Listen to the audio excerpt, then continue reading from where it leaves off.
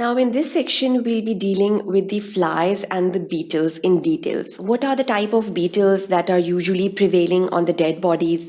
What is their common habitats, and what are the regions they are usually found in? The blue bottles and the green bottles are the mainstay to the calculation of the time intervals, and the other common flies which come into play, the carrions and the other common bodies. The carrions are the mainstay basically because they are the attractants to the other parasites. So we'll be dealing and we'll be discussing them in details over here. The blue bottle flies, they are also known as the blowflies. They belong to the family which is known as the Calliphoridae. So this is the biological name which is given to the blue bottle flies. They are attractive, they are blue-green in color, and they are metallic in color, and they're basically starts feeding on the fresher bodies. They're non-metallic and brownish in form sometimes, and they basically then move on to becoming the larger flies after feeding on the carcass. They do not fly in dark. The time of the day in which they lay their eggs is basically the daytime in the sunlight. So if we find a dead body with these blue bottle flies, it means that the minimum time interval that has passed is basically a day. Basically, the death occurred minimally the death occurred the previous day, because at night time these blue bottle flies don't feed on the dead bodies. So basically, all of this knowledge gives us a calculation of the minimum post-mortem time interval. The eggs usually laid is in daylight, and rarely these basically there is a particular temperature in which these flies basically prevail on the dead bodies, and they rarely fly in winters. They prefer fresh carrions and soon after death, and they do not feed on the delayed decomposed bodies, that is after 24 hours of death. They lay eggs on the moist areas of the dead bodies. For example, the oral, the nasal mucosas are involved, the vaginal mucosa is involved, the anal sphincters are involved. So these are the areas in which they lay their eggs. Now, the life cycles of these blowflies has 6 parts. They have the egg stage, then they have the 3 larval stages, the pupas, and the adult stage.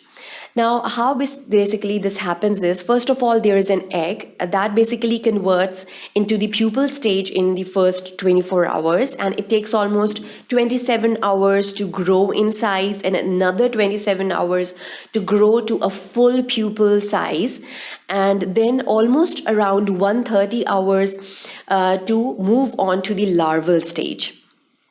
The larva then takes another 143 hours to become an adult. So by getting a knowledge to all of this life cycle and how much time does it take to get to the adult stage, gives a helpful hand while we are calculating the time since death in a dead body. When we find all these stages, we can easily calculate how much time has been passed on. The stages of decomposition, we should have a core knowledge to the stages of decomposition whenever we are studying all of these insects. In details, the fresh stage, the blowflies have detected the cadaver and the eggs are being laid around the eyes, nostrils, the mouth, followed by the anus of the genital openings. So these are basically the moist areas in which they prefer to lay their eggs. Now, then there is a stage of bloatment. What happens in this stage is the cadaver begins to swell and putrefy, and the blowflies still ovipositing. The flesh flies appear, and the small maggots are feeding on the dead body at this stage. Then there is a stage of decay. The adult blowflies no longer are attracted towards the dead body. The large masses of the maggots feeding externally and internally, predators and parasitoids of the maggots appear, because at this stage of decay, as I've already told you, the adult flies, they prefer the fresher bodies and not the decomposed bodies. So then at the post-decay stage, what is happening is the cadaver is drying out and the large maggots are leaving or having left the dead body. Now, then there is a dry stage. What happens here is the skin and the bones, the insects with the ability to digest the keratin, the clothes, moths, and the dermestid beetles then start appearing on the dead body because they prefer to feed on the decomposed body. So here we can notice that in all of these stages, step by step, the type of insects that are feeding on the dead body, they can give a core knowledge to us how much post-mortem time interval has passed on. So it is very beneficial for an entomologist to get to know all these stages and the type of insects that feed on them in these stages. Now moving on to the green bottle flies. The green bottle flies belong to the family. When we are basically, over here we are basically comparing all of the flies. They belong to the group Calliphoridae. The blowflies can pick up faint traces of the odor of the decay from up to 20 kilometers away and lay their eggs in a suitable corpse. Blowflies are one of the first insects to arrive at a cadaver, and they prefer fresh, moist flesh. Moving on to the common houseflies. They belong to the family Mucidae. The adults are most common at corpses in the early stages of the decomposition where the corpse is moist, and the larvae are usually the dung feeders.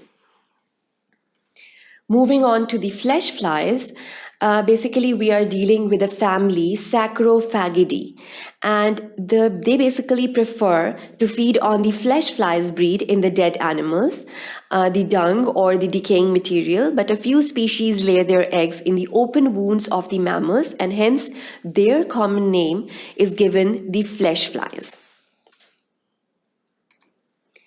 Moving on to the common beetles.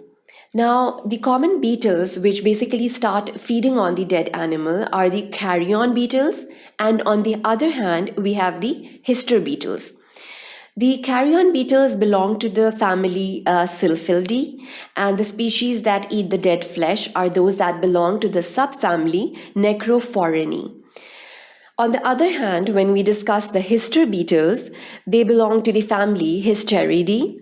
First beetles to arrive at the carrion, they hide under the corpse during the daylight and become active at night. And the adults lay their eggs in corpse, and larvae feed on the blowfly pupae when they emerge out of them.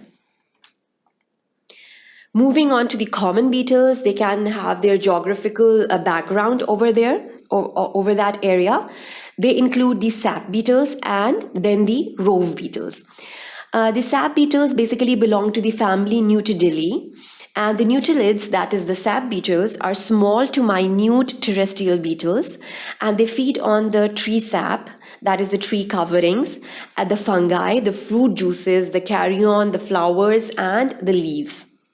So they are mostly herbaceous in their nutrients. Moving on to the rove beetle, they belong to the family Staphylinidae. They eat fauna residing on and in the corpse. Adults are early visitors to a corpse and feed on the larvae and the eggs and all the species of the fly, including the predatory fly larvae. Lay eggs in the corpse. Emerging larvae are also the predators. Moving on to the other geographical findings of the beetles, we have the hide beetles. On the other hand, we have the ham beetles, which are also known as the checkered beetles because of their checkered appearance. The hide beetles belong to the family Dermacetidae. The late arriving species tend to be specialist scavengers, which feed on the tougher parts like skin and tendons as the body dries out. And the dominant late-stage scavengers include the larvae of the hide beetles that are also known as the Dermastidae. Moving on to the ham beetles, the checkered beetles, they belong to the family Claridae, and the elongate beetles, they have a metallic sheen, they have a checkered appearance, they are colored red or yellow, and the larvae in the adults are predatory in nature. The common in the later stages of the decomposition of the carcass, and the larvae feed on the dried fat, pupate inside the empty pupal cases of the flies, and after sealing, they open upon on a silk. Then there are the scarab beetles, and finally we have the carcass beetles. The scarab beetles belong to the family Scarabaridae, and they, like the dermestid scarab beetles, arrive when the body is completely dry.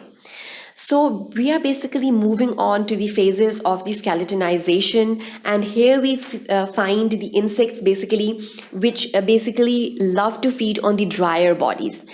The carcass beetles, they belong to the family Trogidae, and they are the large beetles with very thick exoskeletons and uniform dark coloration. The last beetles to inhabit a carcass are the carcass beetles. So here they are of the main importance because they are the last beetles to feed on the dead body. They feed on the dried remains such as the skin and the ligaments.